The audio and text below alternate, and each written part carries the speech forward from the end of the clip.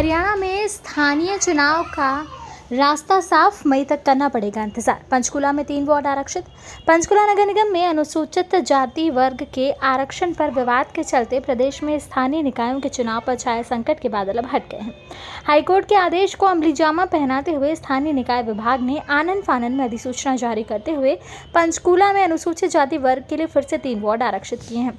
आरक्षण के लिए वर्ष 2011 की जनसंख्या को आधार बनाया गया है, क्योंकि हरियाणा परिवार पहचान अधिनियम के आधार पर एससी के लिए 3 सीटें आरक्षित करने को हाईकोर्ट में चुनौती दी गई थी।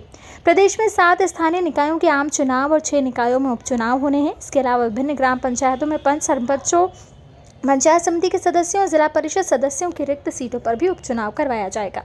राज्य चुनाव आयोग की योजना अप्रैल के अंत तक चुनाव कराने की थी, जिसके लिए मतदाता सूचियों को अंतिम रूप दिया जा चुका है।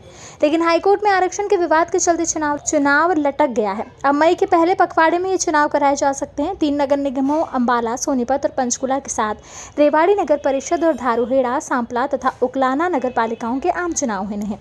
2 नगर परिषद टोहना और झज्जर तथा 4 नगर पालिकाओं राजौंद, तरावड़ी, सढौरा और कनीना में रिक्त पदों के लिए उपचुनाव होना है।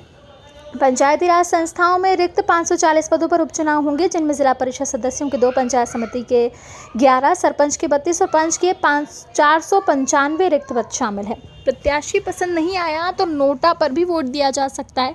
राज्य चुनाव आयोग की ओर से इलेक्ट्रॉनिक वोटिंग मशीन पर नोटा को कल्पित चुनाव प्रत्याशी के रूप में दर्शाया जाएगा। अगर नोटा को सभी प्रत्याशियों से अधिक वोट मिलते हैं तो ऐसी स्थिति में दोबारा चुनाव कराया जाएगा।